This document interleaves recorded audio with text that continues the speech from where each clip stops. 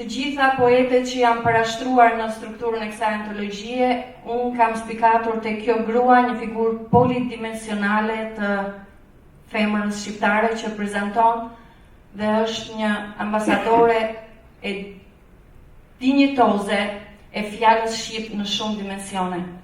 Ajo është një misionare e gjuhës shqipe, ajo është poete, ajo është gazetare, ajo është nën, është një grua e jashtëzakonshme.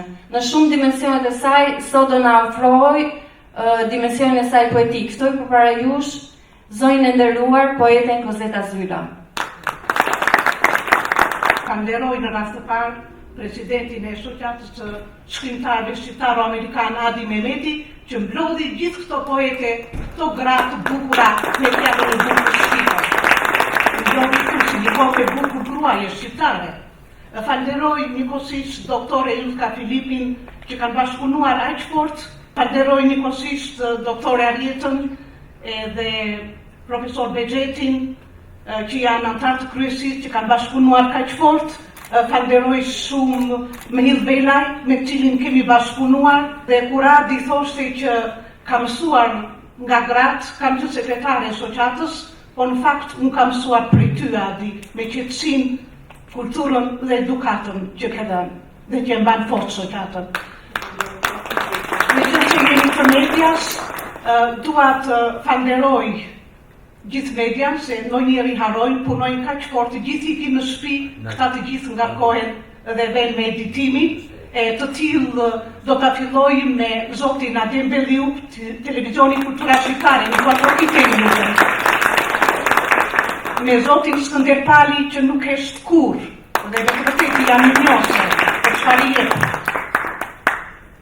Falenderoj bashortin tim Qemal Zylo, që në kamë në dorë drejt, por thonë që më ëmbëlsira lihet në fund.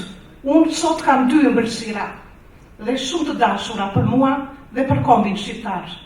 E lë me organizatën më të vjetër, me Pan-Federatën Shqiptaro-Amerikane Vatra që janë këtu dhe që përfaqësojnë nga sekretari Dr. Pashko Canaj dhe nga kryeredaktori i Gazetës Dielli Sokol Palla. E kam shumë merak se kanë dhënë një kontribut të jashtëzakonshëm për kombin edhe zëri e Amerikës. Dhe sot në midis nesh kemi një gazetare të shquar, Laura Konda, e cila nuk e hoqi mikrofonin nga kur apo punoi kot bashkë me doktorin Elvi Beraj dhe të gjithë zëri Amerikës. E natyrisht këtë kokë të bukur gruaje nuk do ta kishja edhe pa poeten, kolegen time, Monda Hamitaj, që ka financuar për këtë antologji.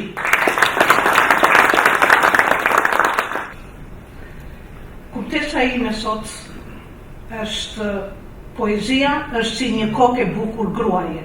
Është magjike të ndodhesh në librarinë Ferguson në Stamford, në këtë sallë të rrethuar nga libra të gjitha zhanreve, nga autor botëror, të përjetosh këto titull librash që në imagjinatën time duken si mise bukurie. Si për shembull, gjenerata ime ka dashur shumë dhe ka qenë frymëzim për ne, Sofia Loren, Elizabeth Taylor, apo Margarita jone famshme, Margarita Xhepa, kjo kokë e bukur gruaje e artit dhe letërsisë që na ka frymëzuar për librat tanë. Dhe konkretisht, e kemi këtu në zemër të Stamfordit, Connecticut. Antologjia me gratë poete dhe me gjithë këto poezit kaq të bukura më dha muz perëndeshën e frymëzimit, ku poezit e tyre janë si petale të trëndafilta ndërfllade që sjellin qiellin e shpirtit, plot dashuri, ndërlexues. Penat e argjendta kultivojnë farrat që aq shumë i kanë çmuar dhe shijuar lexuesit tanë ndër vite.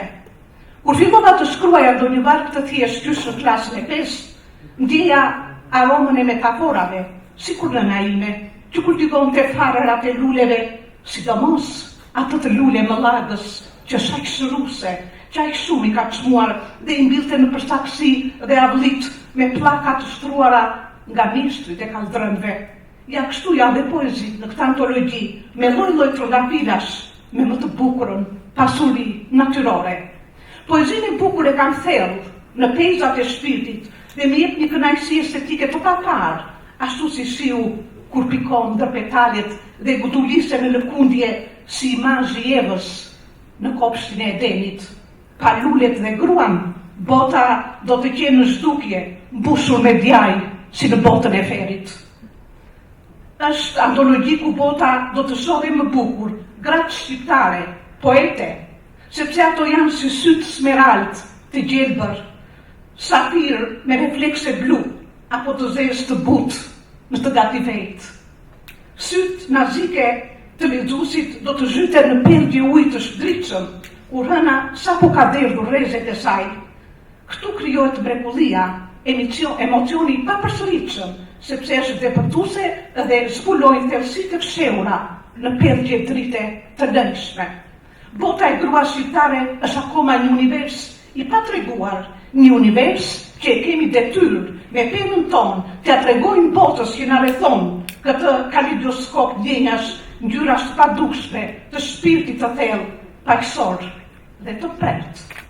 Në këtë qyllym të endur, aq bukur, në avlëmendin poetik, me disa prej tyre kanë lënduar në yjsitë e natës, si për shembull në poezinë e Nën Terezës, e manitur nga shkëlqimi i butë i dritës së shpirtit të saj nëpërmjet vargjeve, që gjithmonë parasysh se lëkura krijon rrudha, flokët bëhen të bardhë, ditët shndrojnë në vite, por ato që janë të rëndësishme nuk ndryshojnë, forca dhe bindja jote nuk kanë mos. Si poete e gjej veten gati në këtë parajs simfonike dhe ndjej përqafimin e një shenjtorie shqiptare me famshmja në rruzullin toksor. Është një udhtim poetik, aromatik, plot delikatesë, si një drenush e butës mbi lëndinat e gjelbta rrethuar me pemë, si statuja Michelangelo. Ndroj që të propozohet një grua poete me talent elektrik për çmimin Nobel. Dhe këtë dua me duar trokitjen nëse ju e miratoni, sepse jam magji unike, lirike. Natyrisht ka shumë gra poete në letërkëmbime poetësh të famshëm dhe në botë, dhe le të krijohet fondi epistolar i grave shkrimtare. Ndroj gjithmonë të bëj vepra bamirësie, jo vetëm me poezi, por dhe në realitet, dhe kjo e fundit është poezia më e bukur e jetës sime. Është rrezë drite e shndritshme në rrjen e turbut të dikujt. Gratë poete frymëzojnë, e një prej tyre është Maya Angelou me poemën Gruaja fenomenale, që thotë: "Oh, jam kaq e jashtëzakonshme, një femër e mrekullueshme jam unë. Tani e kuptoni se përse nuk kam nevojë të tund kokën, të klitha të lëviz më kot, atë flas me zë të lartë, nëse shihni që përmes kaloj me krenari të rrallë, shijomni."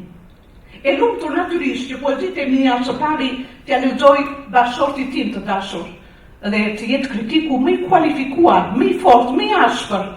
Por në fund jemi në unison, si në poezinë e Martha Rivera Garrido, që shkruan: "Mos u dashuro pas një gruaje që lexon, mos u dashuro pas një gruaje energjike, të arreshme, të kthjellët, rebele, mos kokçarse, mos të qellof të dashurohesh pas një kësaj gruaje, se kur dashurohesh pas një gruaje të tillë, në qëndroft apo jo planteje, në të dasht apo jo, një grua e tillë se harron dot me kur."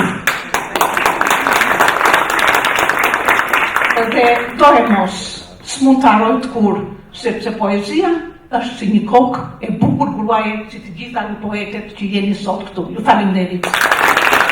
Shumë emocionuese dhe mrekullueshme Kozeta, të falenderoj.